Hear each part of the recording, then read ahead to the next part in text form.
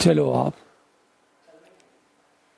अब ध्यान देना इस बात को, मैं इसे रिपीट करता हूं, पूरी बात ध्यान देना। 30 से लेकर 30 के बीच व्यापारिक हवाएं बहती हैं, 30 से लेकर 60 के बीच पछुआ हवाएं, और 60 से लेकर 90 के बीच ध्रुवीय हवाएं बहती हैं। अब देखो ये बात हम लोग कर चुके थे।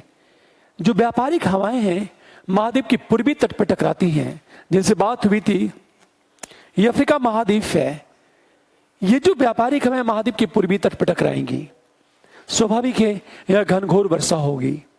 इक्वेटर पे क्या होगा, इक्वेटर पर दोनों ओर की व्यापारिक हवाएं जब टकराती हैं तो इक्वेटर पर और ज्यादा घनघोर बारिश होगी, पेड़ सघन हो गए।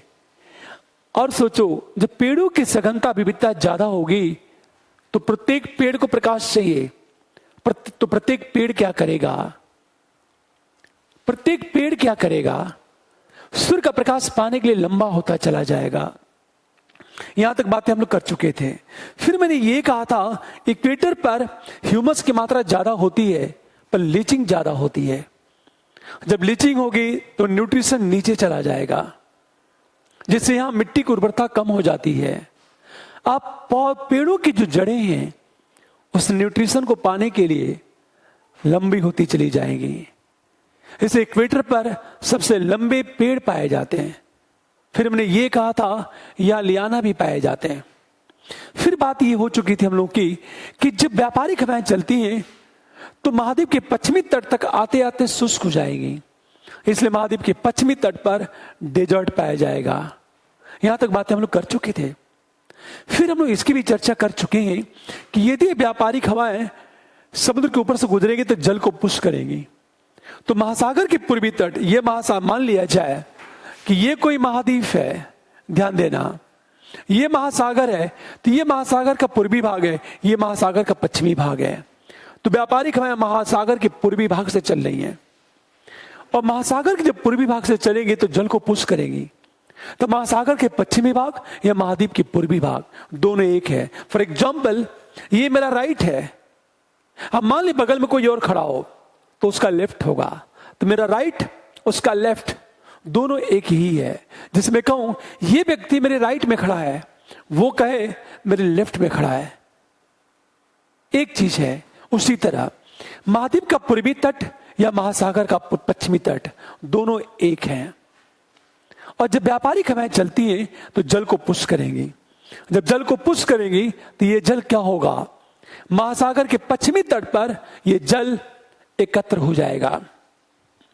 अब सोचो यदि जल यहां एकत्र हो गया, ये जल यदि यहां एकत्र हो गया तो यहां जल का तल क्या हो जाएगा, ऊपर उठ जाएगा।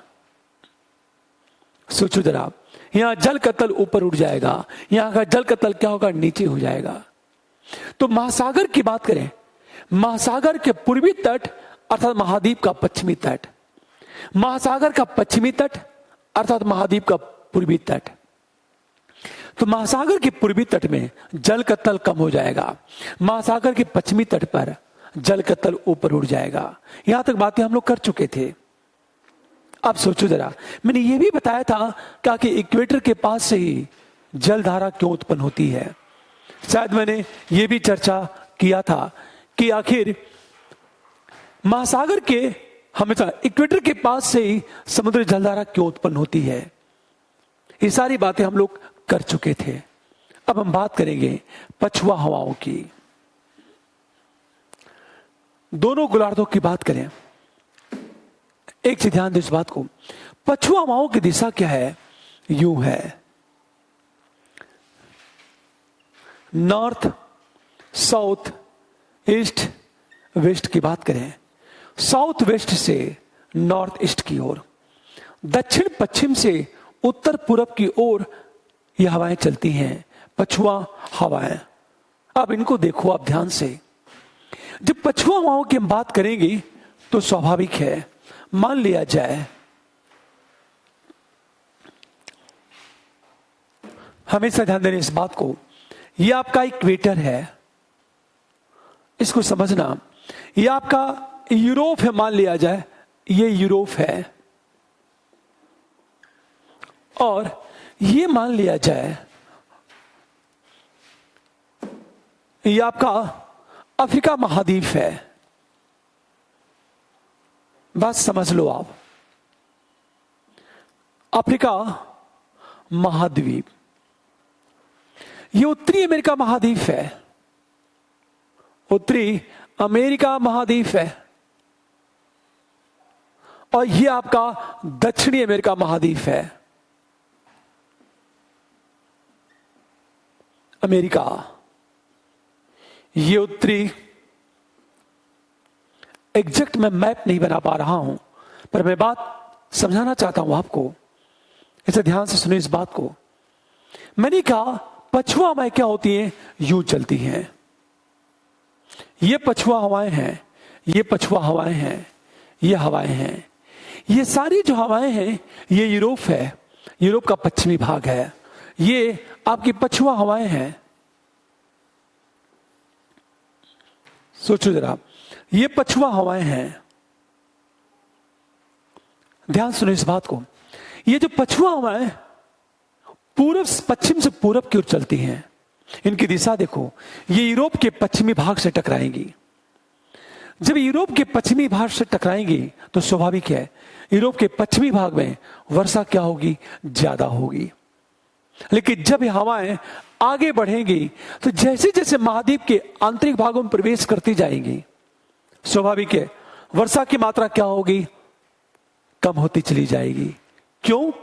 क्योंकि जलवाष्प की मात्रा भी क्या होगी, कम होती चली जाएगी। अब सोचो जरा, ये जो पछुआ हवाएं हैं, यदि ये हवाएं जब समुद्र के ऊपर से गुजरती हैं तो ये जलवाष्प को ग्रहण कर लेती हैं, और जब ये हवाएं महाद्वीप के पश्चिमी तट से टकराती हैं, जैसे यूरोपीय महाद्वीप है ये हवाएं इस महाद्वीप के पश्चिमी तट से टकराएंगी, स्वाभाविक है महाद्वीप के पश्चिमी तट पर वर्षा ज्यादा होगी।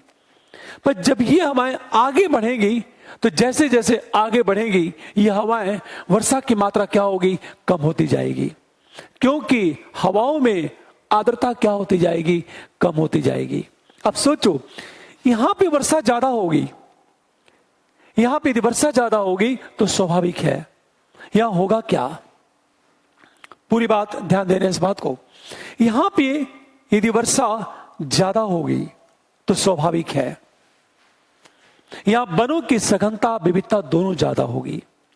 लेकिन जब हवाएं आगे बढ़ेंगी तो वर्षा की मात्रा कम होती जाएगी, और जब वर्षा की मात्रा कम होगी तो पेड़ों की सघनता और विविधता दोनों कम होगी।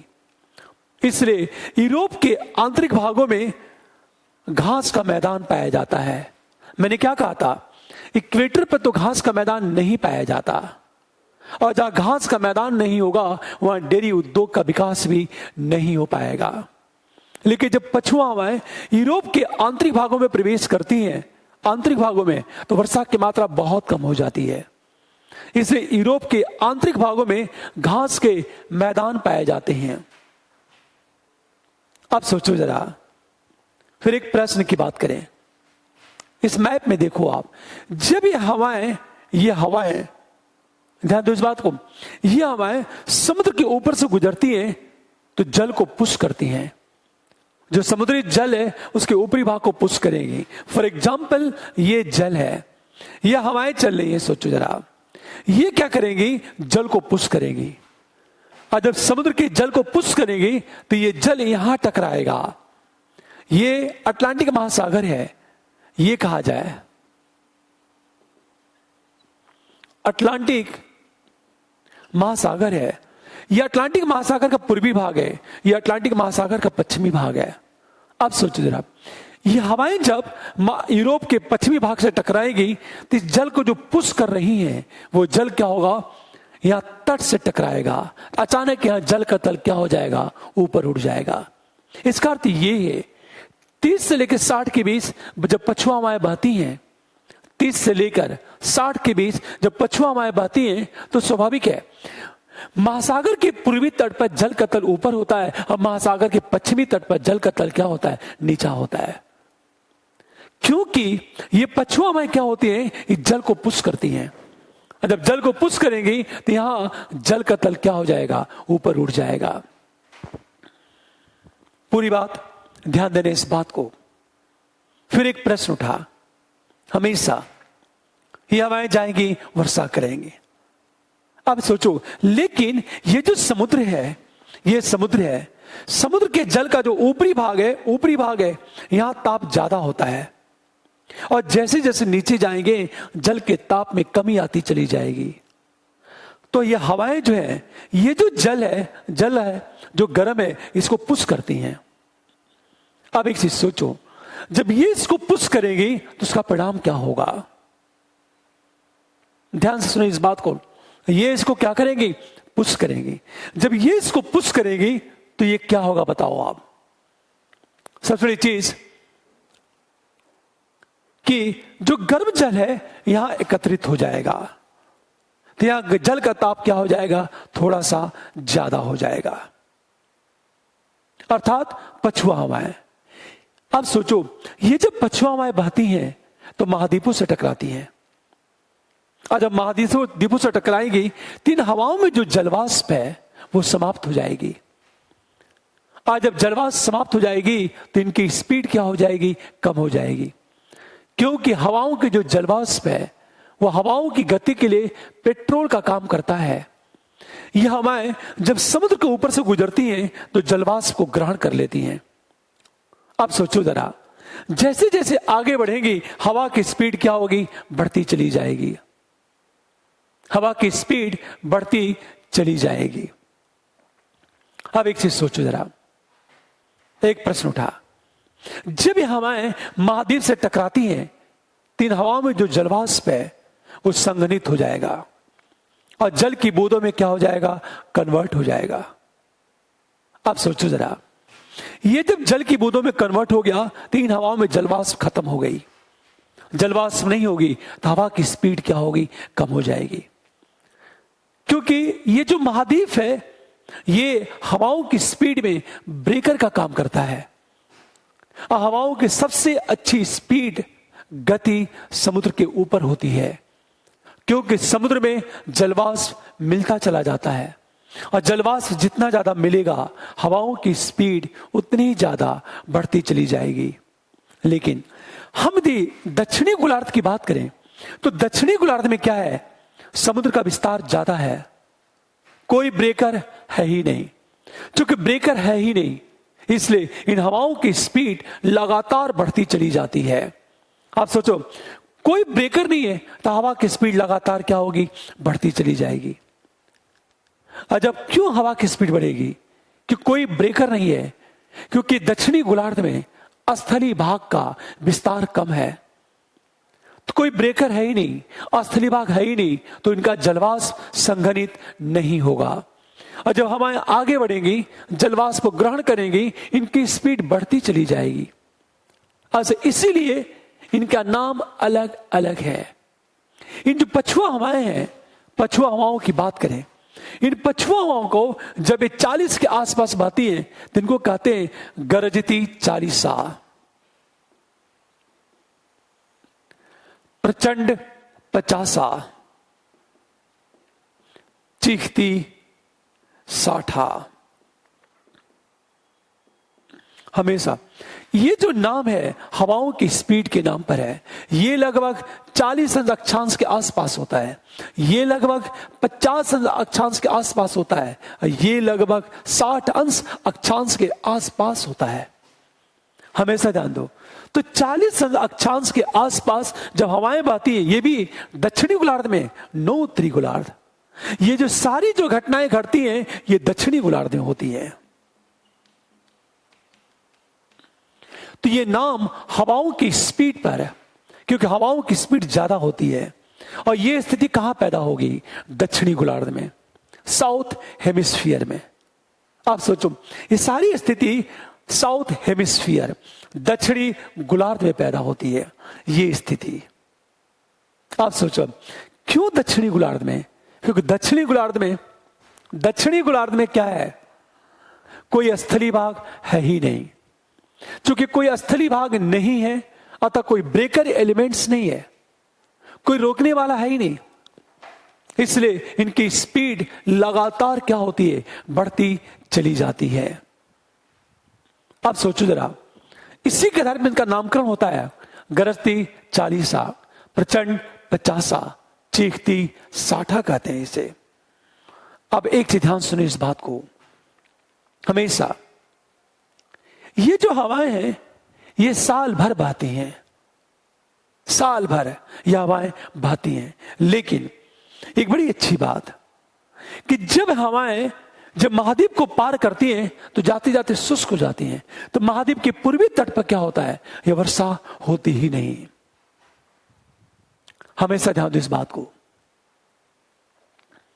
फिर एक प्रश्न उठा कि ये जो व्यापारिक हवाएं हैं, यही व्यापारिक हवाएं हिंद महासागर में जाकर के मानसूनी हवाओं में कन्वर्ट हो जाती हैं, पर पछुआ हवाओं के साथ ऐसा नहीं होता। बात समझ में आ गई होगी। अब ध्यान से सुनो इस बात को। यह हवाएं 30 से लेकर 60 के बीच प्रवाहित होंगी। अब आया आपका पोलर विंड्स की बात करें, ध्रुवीय हवाओं की बात की जाए।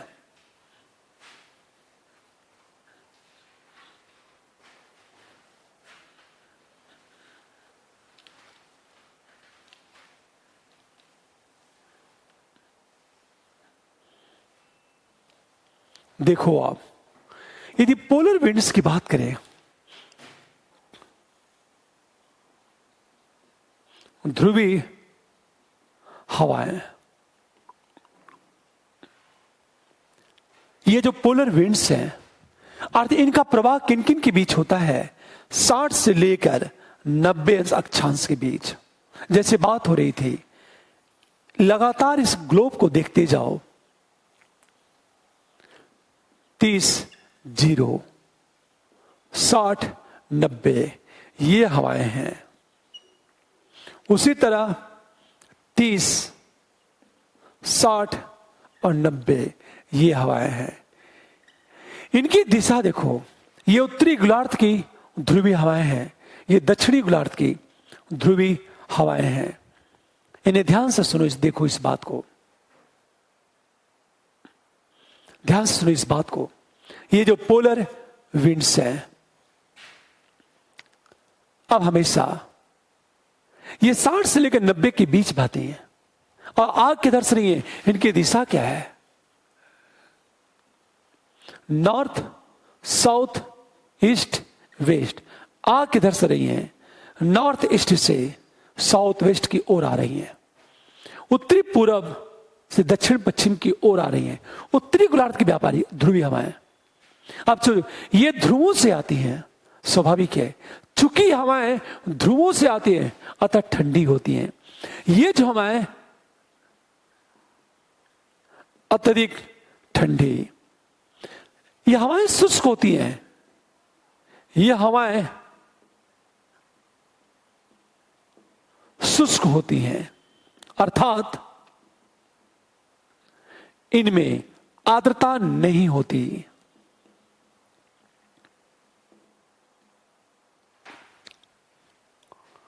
अब सोचो जरा, ये जो पोलर विंड्स हैं, इनमें आर्द्रता तो होती ही नहीं है, ये अत्यधिक ठंडी होती हैं, ये हवाएं शुष्क होती हैं, इनमें आर्द्रता नहीं होती। जो हवा जितनी ज्यादा ठंडी होगी वो जलवाष्प को कम ग्रहण करेगी, और जो हवा जितनी ज्यादा गर्म होगी वो जलवाष्प को क्या करेगी, ज्यादा ग्रहण करेगी। अब सोचो आप, ये हवाएं जहां जहां बहेगी वहां का ताप लगातार क्या होगा, कम होता जाएगा। हमेशा ध्यान इस बात को। इस प्रकार देखा जाए कि ये स्थिति है, मतलब व्यापारिक हवाएं, पछुआ हवाएं और फिर आपका ध्रुवीय हवाएं, ये स्थिति आपकी। फिर एक प्रश्न उठा, ये स्थिति तब है, मान लिया जाए ये जो 30 से लेकर 60, 60 से लेकर 90 की बात बाती है, ये स्थिति कब है? जैसे मैंने ये कहा था, देखो आप, ये इक्वेटर है, ये 30 है, ये 60 है और ये 90 की बात करें, 30, 60 और 90 की बात करें, ये स्थिति तब है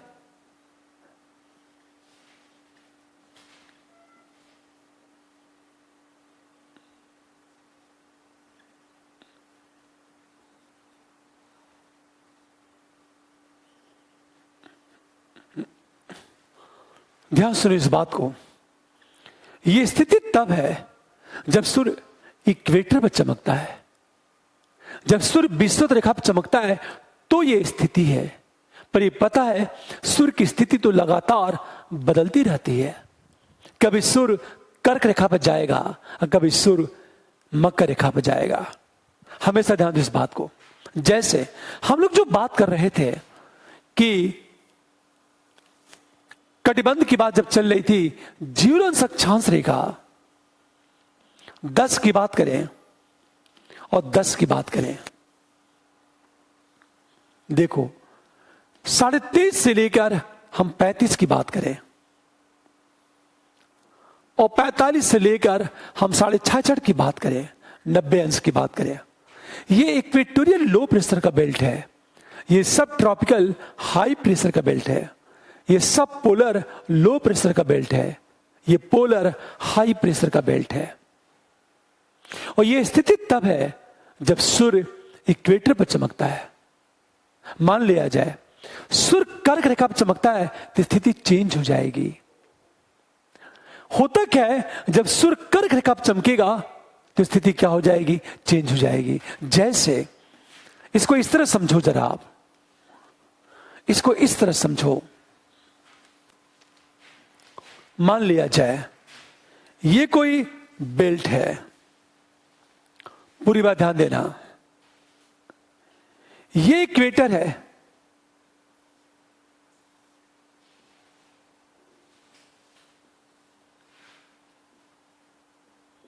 साढ़े 23 से लेकर 35, अब 45 से लेकर 66.5 की बात करें, ये 0 है। अब देखो आप,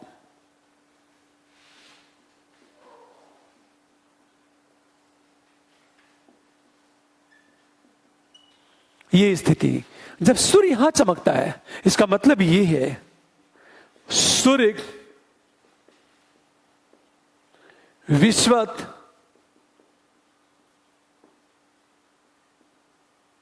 रेखा पर चमकता तो स्थिति है।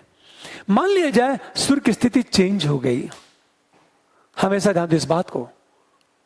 सूर्य की स्थिति क्या हो जाए, चेंज हो जाए, तो स्थिति क्या हो जाएगी, बदल जाएगी। जैसे हमेशा ध्यान देने इस बात को।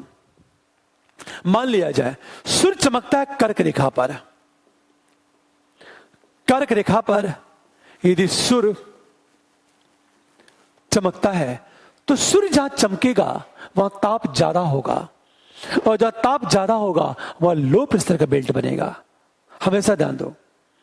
तो तापीय विषुव रेखा, हमेशा ध्यान दो, जो थर्मल इक्वेटोरियल हम लाइन की बात करें, ये सीधे कर्क रेखा के आसपास शिफ्ट हो जाएगा। जैसे मान लिया जाए सूर्य चमकता कर्क रेखा पे, तो ये सारी जो पेटियां हैं उत्तर की तरफ खिसक जाएंगी।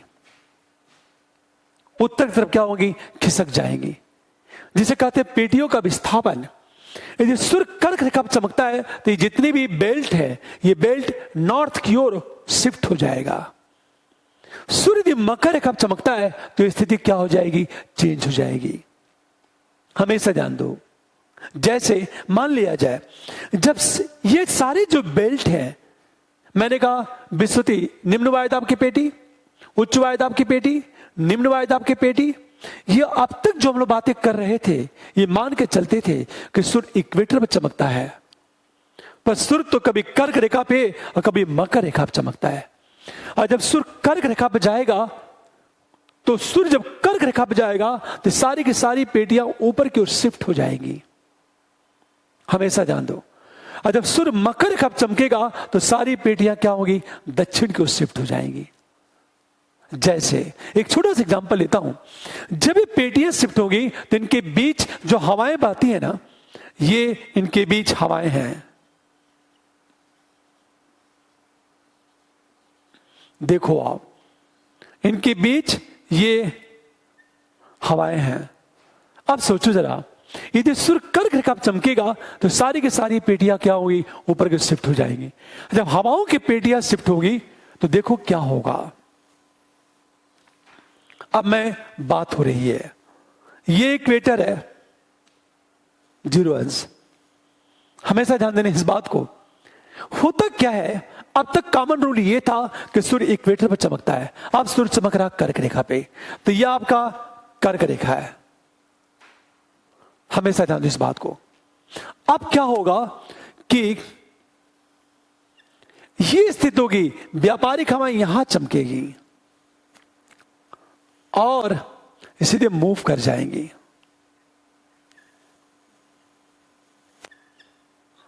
अब सोचो आप, इनकी स्थिति चेंज हो जाएगी, ये ऊपर चली गई, फिर इनकी स्थिति क्या हो जाएगी, चेंज हो जाएगी।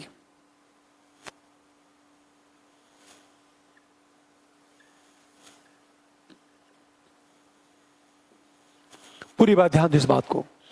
जहां पहले इसको फिर इस तरह देखो आप, मैं बताना चाहता हूं, यह 0 अंश अक्षांश रेखा है। हमेशा ध्यान दो इस बात को, यह 30 अंश है, यह 60 अंश है और यह आपका 90 अंश है। अब तक हम बात कर रहे थे, यह हमारी पृथ्वी है, यह आपका इक्वेटर है। हम इक्वेटर की बात करें, यह आपका 30 है, यह 60 है और यह 90 है।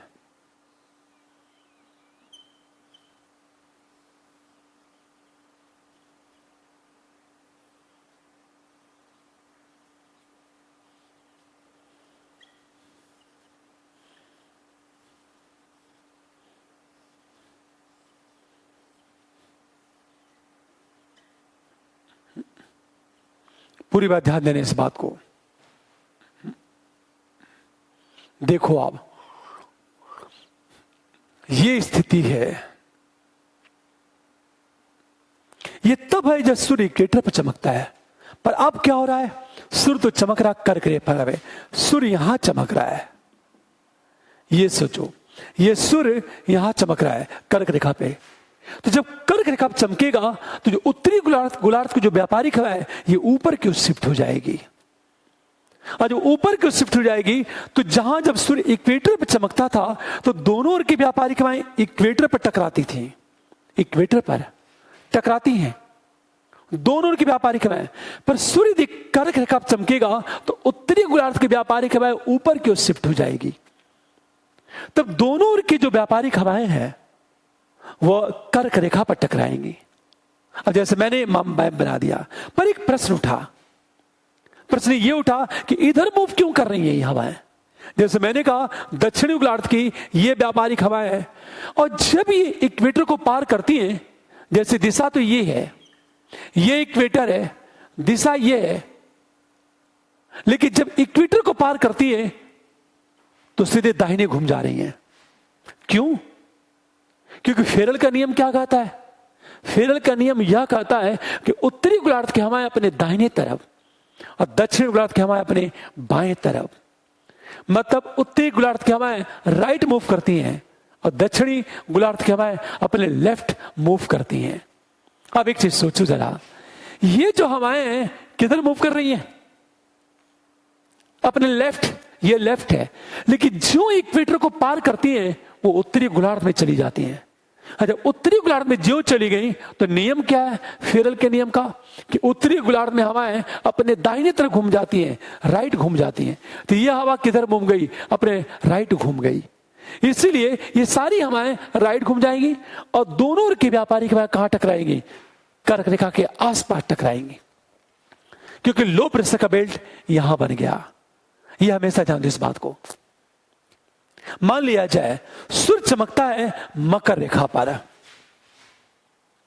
मकर रेखा पर सूर्य चमकता, मान लो यदि मकर रेखा पर सूर्य चमक रहा है तो स्थिति एकदम चेंज हो जाएगी। और चेंज कैसे होगी, देखो आप, ये इक्वेटर है, यह आपकी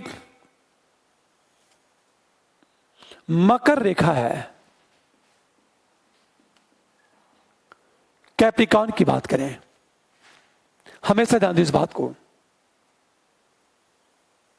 देखो आप, अब स्थिति क्या होगी, मान लिया जाए ये 30 है,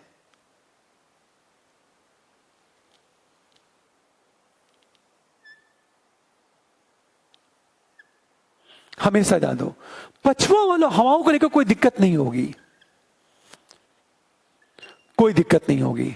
लेकिन दिक्कत इसको लेकर होगी ये कि ये आपकी व्यापारिक हवाएं बह रही हैं। क्यों? क्योंकि दक्षिण की ओर शिफ्ट हो गई है और उत्तरी गोलार्ध की जो व्यापारिक हवाएं हैं, ये व्यापारिक हवाएं हैं, उत्तरी गोलार्ध की व्यापारिक हवाएं।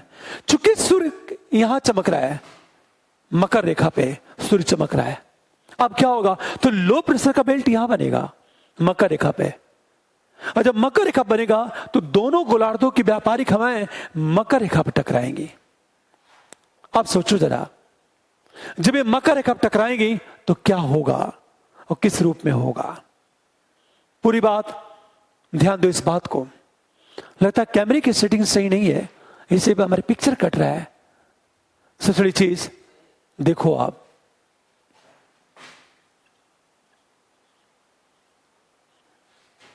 इस मैप में देखो, आप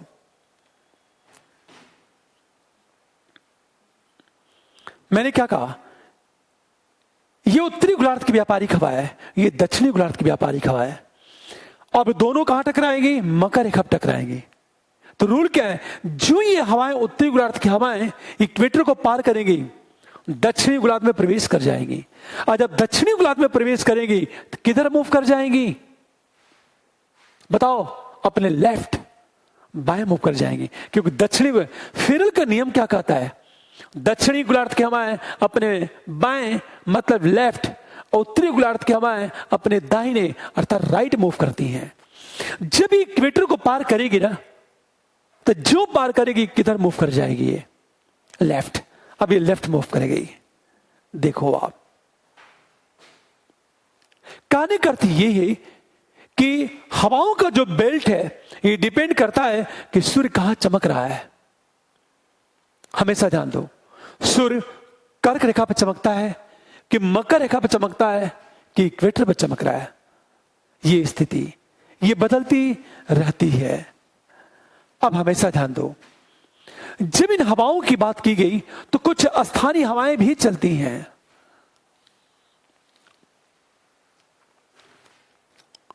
जब इन हवाओं की बात की गई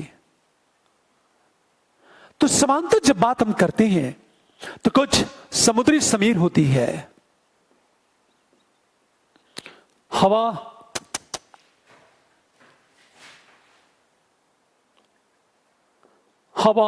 और स्थली हवा, आखिर ये कैसे चलती है, पूरी बात ध्यान देना। मान लिया जाए ये आपका समुद्र है,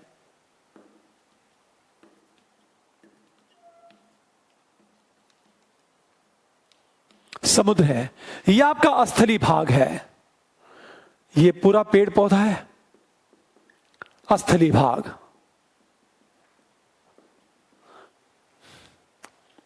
पूरी बात ध्यान देना इस बात को। देखो आप, जब समुद्र से स्थल की ओर हवाएं चले तो समुद्री समीर, मतलब समुद्री समीर का मतलब क्या होता है, समुद्र से स्थल की ओर हवा चलना। और स्थलीय समीर का मतलब क्या होता है, स्थल से समुद्र की ओर हवा चलना। बहुत ही सामान्य भाषा में देखो जरा, समुद्री समीर, स्थलीय समीर, समुद्री हवा, स्थलीय हवा। समुद्री हवा का अर्थ है समुद्र से स्थल की ओर हवा चलना। इसका मतलब ये हवाएं समुद्र से स्थल की ओर चले, मतलब इस तरह चले। सोचो जरा,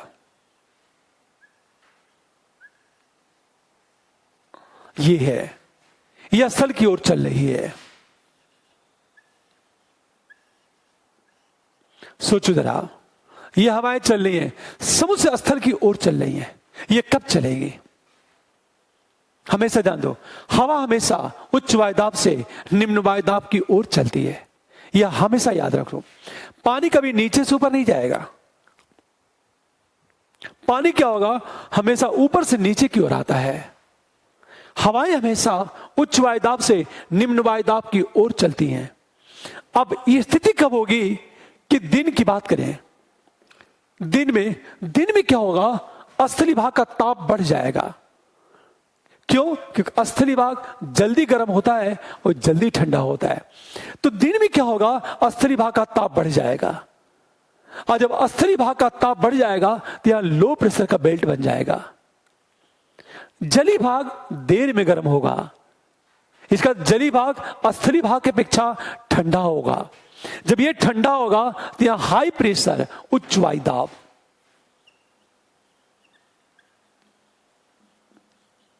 यह स्थली भाग है, यह निम्न वायुदाब।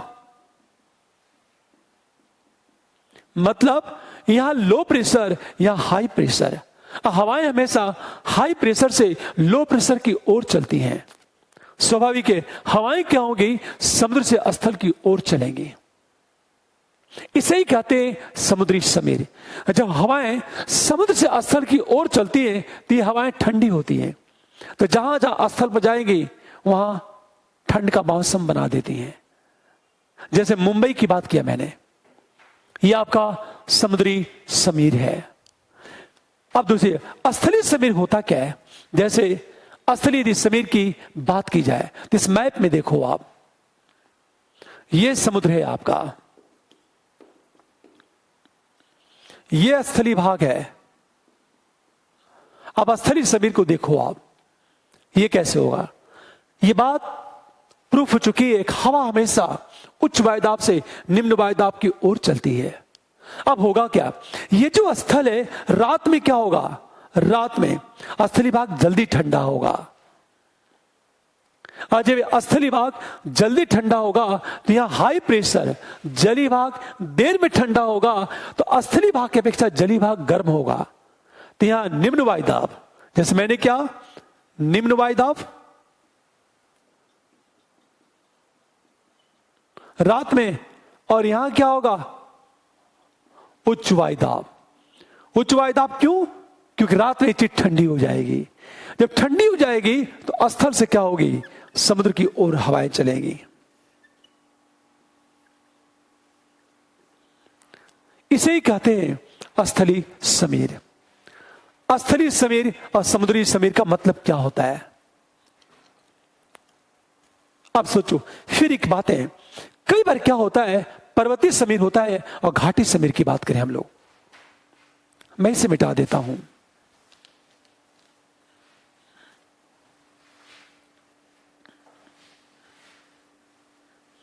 देखो आप, पर्वतीय समीर,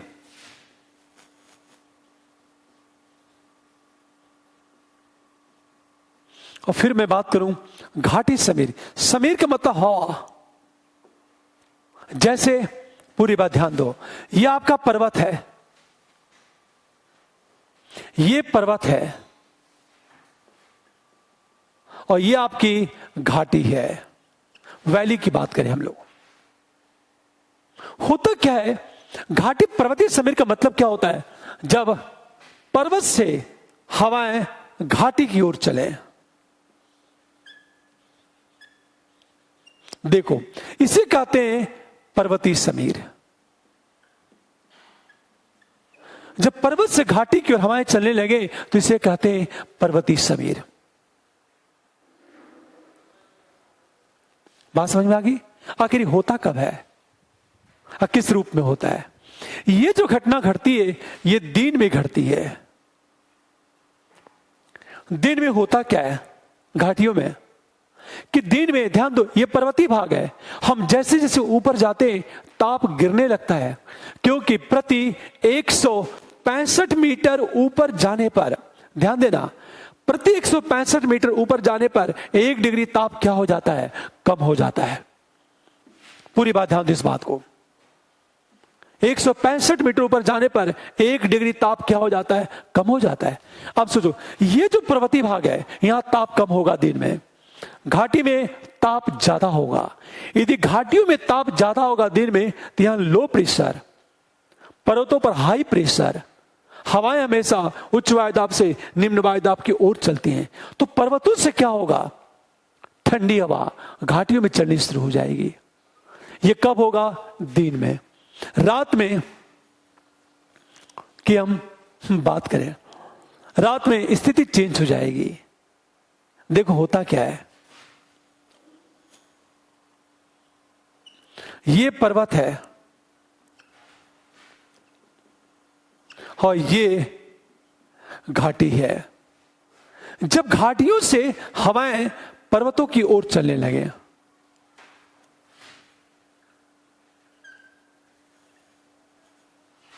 हवाएं जब पर्वतों की ओर चलने लगे तो इसे कहते हैं घाटी समीर।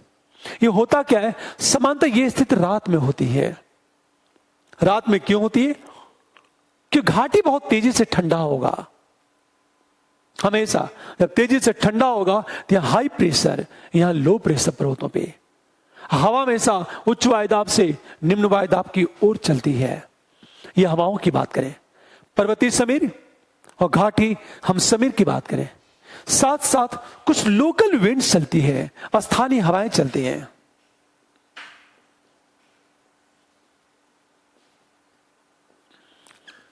इन हवाओं को हम लोग क्या करेंगे, जितनी भी स्थानीय हवाएं हैं वो सिवा रटने के अलावा कोई विकल्प नहीं है। और यूपीएससी यहां से पूछता नहीं है, स्टेट पीसीएस में पूछा जाता है। उसका मैं मैटर आपको दे दूंगा, वेबसाइट पे मैं लोड कर दूंगा, फ्री डाउनलोड की सुविधा होगी, या मैं यूट्यूब चैनल पर दे दूंगा फ्री डाउनलोड की सुविधा के लिए। जो भी 20, 25, 30 लोकल विंड्स है, स्टेट पीसीएस में एक आध क्वेश्चन वहां से कभी कभी पूछ दिया जाता है। अब देखो आप,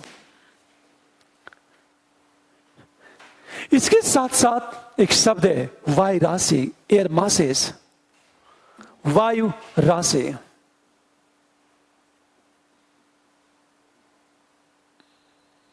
या वायु राशियां, एयर मासेस कहते हैं इसे।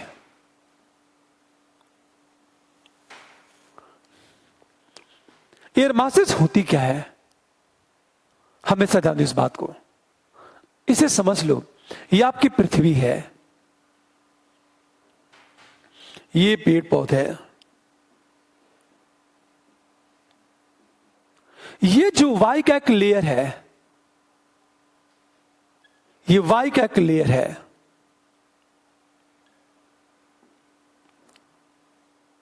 ऊपर होता क्या है, एयर मासे वायु राशियों में होता क्या है?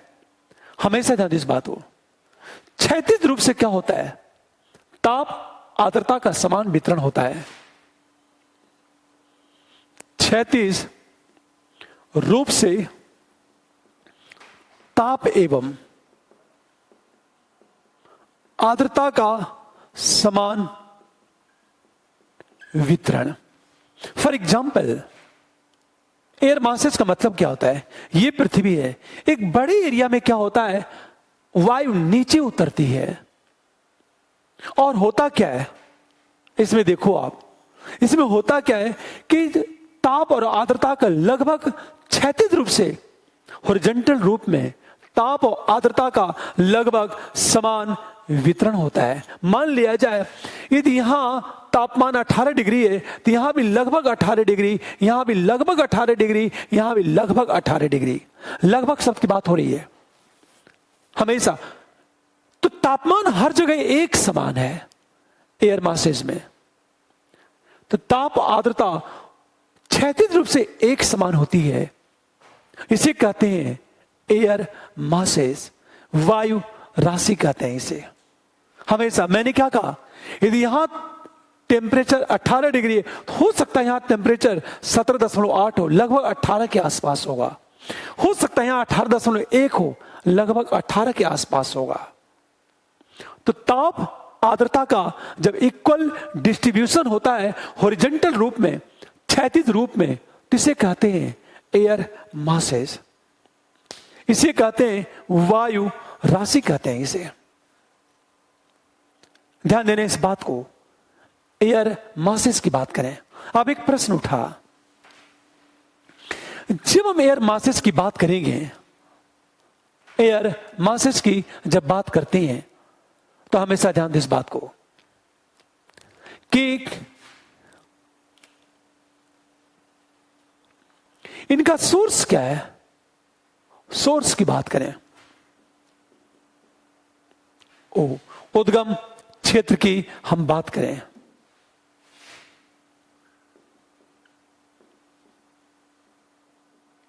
जब उद्गम क्षेत्र की बात करेंगे तो इनका जो क्षेत्र होता है, हमेशा ध्यान दें इस बात को, उष्ण एवं उपोष्ण महासागरीय क्षेत्र, उष्ण एवं उपोष्ण, ट्रॉपिकल एवं सब ट्रॉपिकल महासागरीय क्षेत्र। दूसरा, ग्रीष्म काल में सहारा का क्षेत्र। तीसरा, शीतकाल में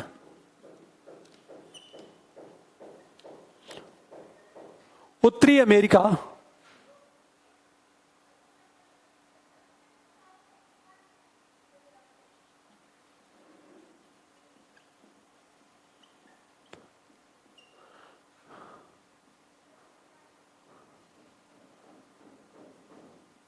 एवं यूरेशिया का क्षेत्र का आर्कटिक क्षेत्र।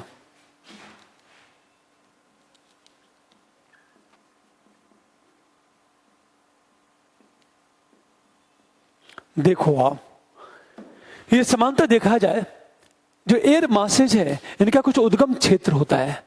पहली बात, ट्रॉपिकल और सब ट्रॉपिकल महासागरीय क्षेत्र, ये हम लोग पढ़ चुके हैं।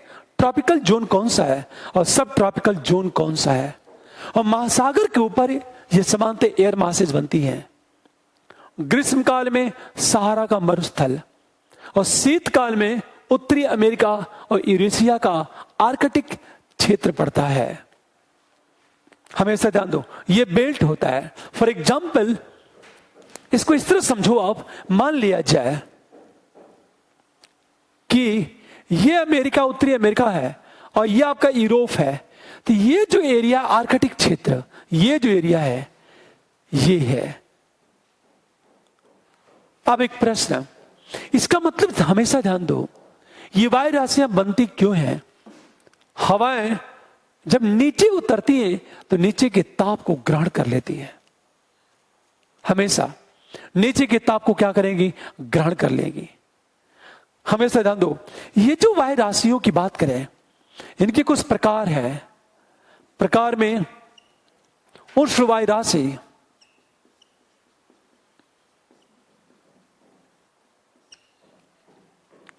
और शीत वायु राशि।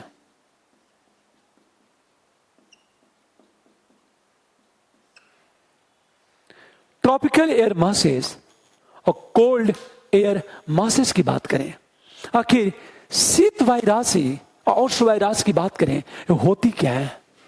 इसको ध्यान से समझो इस बात को। देखो आप, ये पृथ्वी है,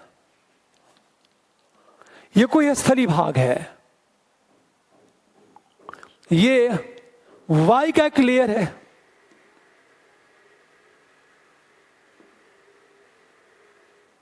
देखो आप, ये वायु का एक लेयर है। बहुत इंटरेस्टिंग, मजा आएगा। देखो आप, पहली चीज, मैंने क्या कहा, ये कि एयर मासेज में ताप और आर्द्रता का क्षैतिज वितरण लगभग समान होता है। यहां बातें कर चुके थे। मान लिया जाए इसका जो ताप है, इसका ताप असली भाग की अपेक्षा कम होगा तो ये ठंडी होगी।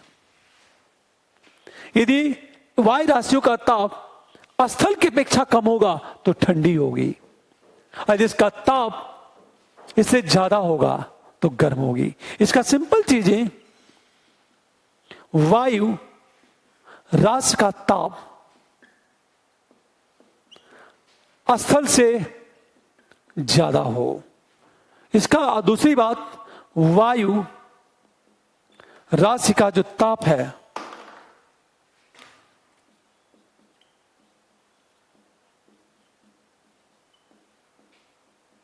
स्थल से कम हो। हमेशा ध्यान दो इस बात को।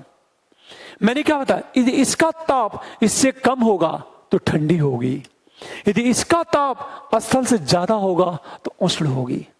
और ये जो वायु राशि है इसमें आर्द्रता होती है, हमेशा आर्द्रता होगी तो वर्षा होती है। लेकिन जो शीत वायु राशि है यहां वर्षा नहीं होती है। हमेशा ध्यान दो इस बात को। मैंने क्या बताया, आखिर उष्ण वायु राशि और शीत वायु राशि की बात करें, ये जो वायु राशियां हैं इनमें आर्द्रता होती है, अतः जहां जहां जाएंगी वहां वर्षा थोड़ी सी हो जाएगी। लेकिन जो शीत वायु राशि है यह अत्यंत ठंडी होती है। यदि ठंडी होगी तो इनमें आर्द्रता नहीं होगी, आर्द्रता नहीं होगी तो स्वाभाविक है वर्षा भी क्या होगी, नहीं होगी। वायु राशि, अब सोचो आप इन वायु राशियों की भूमिका क्या होती है। यदि हम भूमिका की बात करें, इनकी भूमिका की यदि बात किया जाए, वायु राशियों की भूमिका तो दो चीज होती है। एक तो वाताग्र का निर्माण होता है, फ्रंट, दूसरा विक्षोभ मतलब चक्रवात,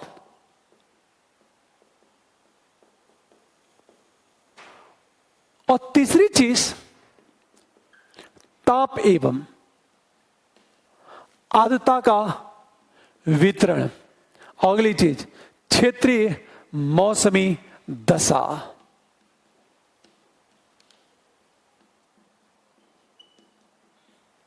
का निर्माण करती हैं। एक तो ये वाताग्र का निर्माण करती हैं। वाताग्र और साइक्लोन से प्रश्न अक्सर पूछे जाते हैं। ये वाताग्र का निर्माण करती हैं, ये टर्बुलेंस विक्षोभ पैदा करती हैं, ये साइक्लोन बनाती है, साइक्लोन या एंटी साइक्लोन। टेम्परेचर और आर्द्रता ह्यूमिडिटी का वितरण करती हैं। वितरण क्यों करती हैं कि जब हवाएं नीचे उतरती हैं ना, और ये जहां जहां जाएंगी वहां का ताप या तो बढ़ा देंगी या तो कम कर देंगी। क्षेत्रीय मौसमी दशा का निर्माण करती हैं कि जिन क्षेत्रों में इन वायु राशियों का निर्माण होता है वहां की मौसमी दशा में परिवर्तन आ जाता है, और यह प्रक्रिया हमेशा चलती रहती है। अब सोचो आप, इसमें एक शब्द है वाताग्र। वाताग्र होता क्या है? हम वाताग्र कहते किसे हैं? यदि वाताग्र की बात की जाए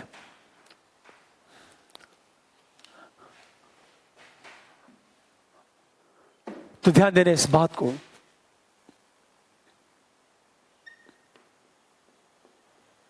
वाताग्र हम फ्रंट की बात करें, फ्रंट कहते हैं। वाताग्र होता क्या है? पूरी बात होता क्या है, एक ठंडी वायु राशि है, वायु राशि, और ये उष्ण वायु राशि है।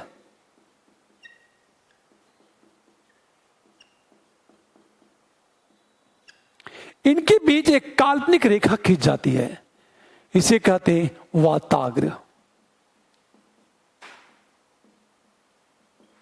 काल्पनिक रेखा, हमेशा ध्यान दो इस बात को।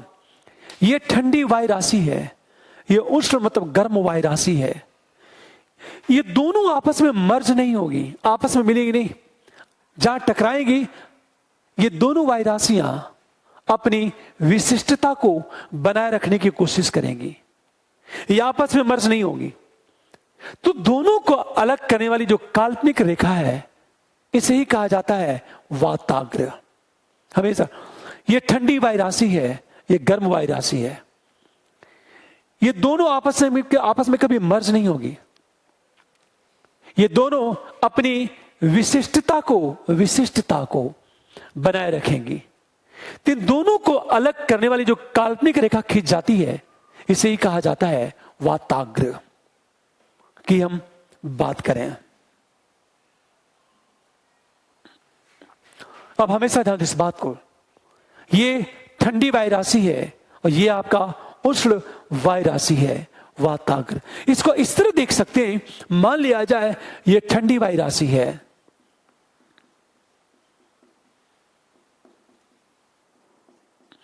ये उष्ण वायु राशि है,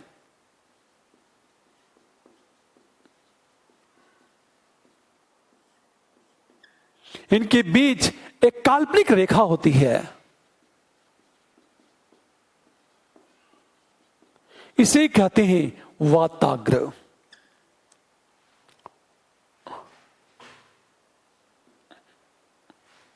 हमेशा ध्यान दीजिए इस बात को, ये आपकी उष्ण वायु राशि है, ये आपकी ठंडी वायु राशि है। दोनों आपस में मर्ज नहीं होगी, इनके बीच एक रेखा होगी जो दोनों को अलग करेगी। तो ये जो काल्पनिक रेखा है इसे ही कहा जाता है वाताग्र कहते हैं इसे। इसका मतलब ये है कि वाताग्र वही बनेगा जहां वायु राशियां हों, ठंडी वायु राशि और गर्म वायु राशि, हमेशा वाताग्र वही बनेगा। अब सोचो आप जरा, ये उष्ण वायु राशि है तो इसमें तो आर्द्रता होगी, और जहां आर्द्रता होगी तो जब ये वायु राशि ठंडी वायु राशि के संपर्क में आएगी तो इसमें जो जलवाष्प है, आर्द्रता है, वो संग्रहित होगी, और जब संग्रहित होगी तो धीरे धीरे क्या होगी, बारिश होने लगेगी। जैसे मैंने क्या कहा, इसमें आर्द्रता है, ये ठंडी वायु राशि के संपर्क में जो आई, यहां सीधे जल की बूंदों के रूप में नीचे गिरना शुरू हो जाएगा हमेशा। फिर एक प्रश्न है, ठंडी वायु राशि भारी होगी, उष्ण चूंकि गर्म है तो हल्की होगी।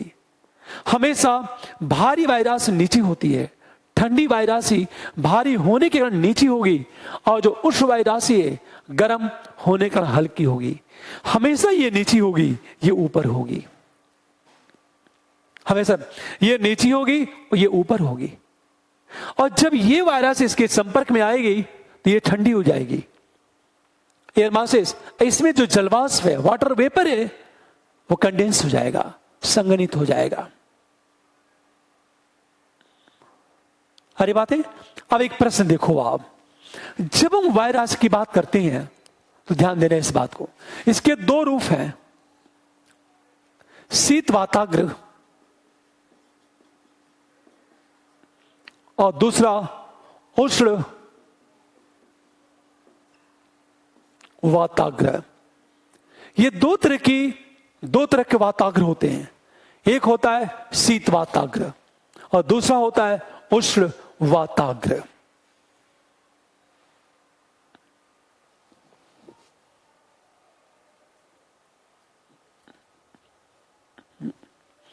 पूरी बात ध्यान देने इस बात को, ये शीत वाताग्र है, ये उष्ण वाताग्र है।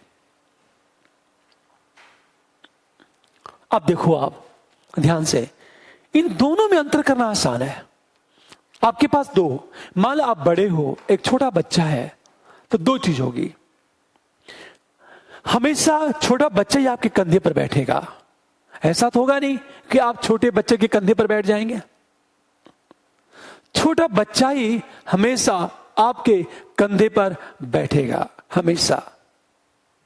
आप सुन, या तो बच्चा स्वयं पहल करके आपके कंधे पर बैठ जाए, या तो आप स्वयं उस बच्चे को गोद में उठा करके अपने कंधे पर बैठा लो।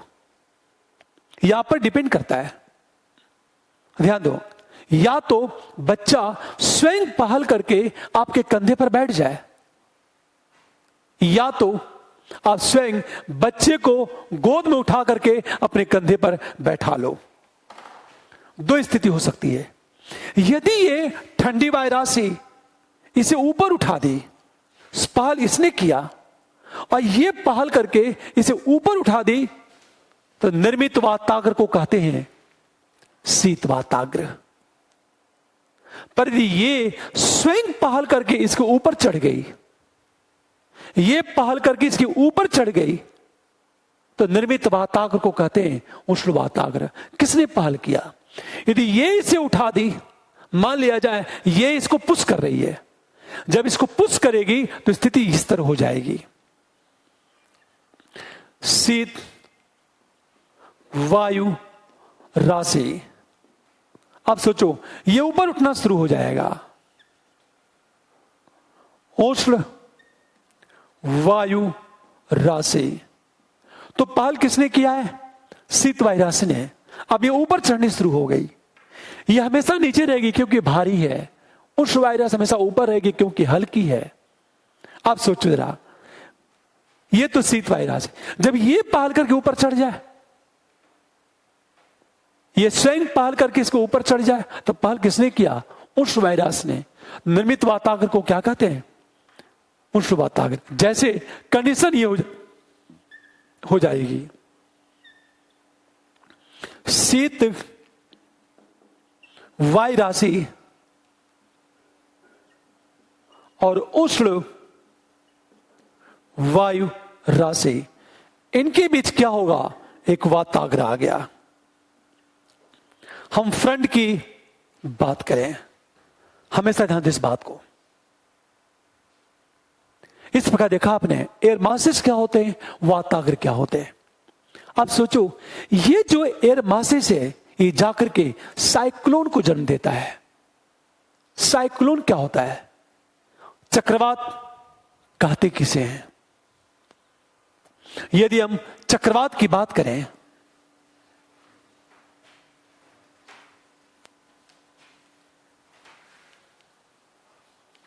देखो आप,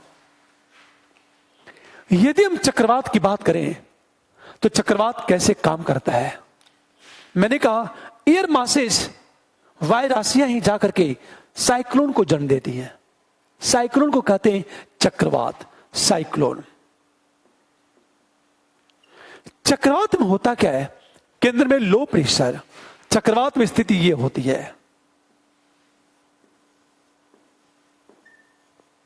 ये चक्रवात अंदर लो प्रेशर होता है। मान लिया जाए यहां 800 मिलीबार है तो यहां 850 होगा, या 900 होगा, या 950 मिलीबार होगा हमेशा। तो केंद्र में प्रेशर कम होगा और परिध पर प्रेशर क्या होता है? ज्यादा होता है। अब स्थिति क्या होगी? जब केंद्र में प्रेशर लो होगा और परिध पर हाई प्रेशर होगा तो हवाएं हमेशा उच्च वायुदाब से निम्न वायुदाब की ओर चलती हैं। हवाएं यूं चलेगी,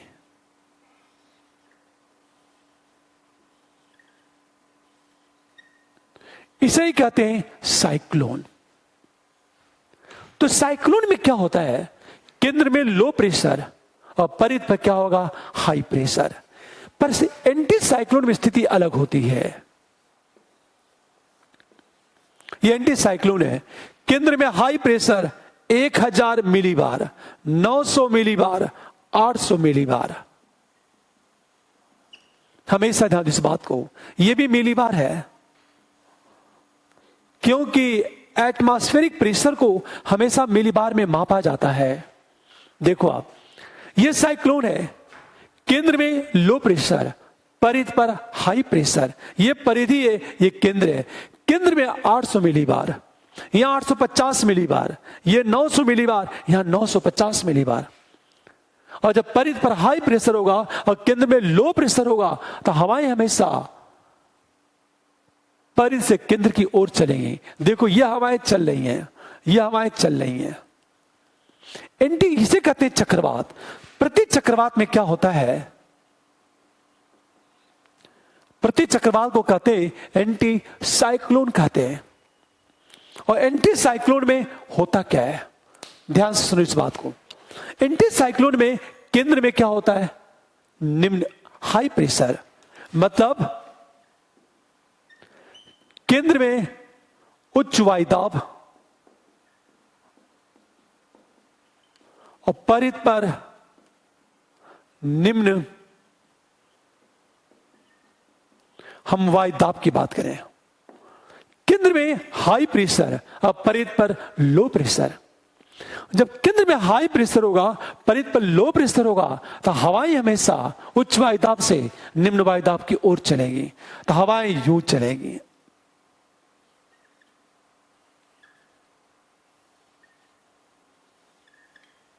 हमेशा ध्यान दें इस बात को। तो कल की क्लास हम लोग पढ़ चुके थे, एंटी साइक्लोन में क्या होता है, मानसून साफ हो जाता है, वर्षा नहीं होती। मानसून, मौसम साफ हो जाता है, मानसून नहीं, मौसम। ये सारी जो कॉन्सेप्ट जरूर डिस्कस कर रहे हैं, इसे ध्यान रखना है कि आगे की मेरी पूरी क्लास इसी कॉन्सेप्ट पर निर्भर है, चाहे इंडियन ज्योग्राफी हो। मैंने क्या कहा था आपसे कि मैं प्रश्न गलत होने नहीं दूंगा, बस मेरी बात को आप ध्यान से सुनो। इस बात को मुझे पूरा उम्मीद है कि स्टेट पीसीएस का भी क्वेश्चन गलत नहीं होगा और यूपीएससी का भी प्रश्न गलत नहीं होना चाहिए। ये साइक्लोन, वो एंटी साइक्लोन। अब सुन, जब चक्रवात की बात करते हैं तो समांतर चक्रवात के दो रूप होते हैं। एक शीतोष्ण कटिबंधीय चक्रवात,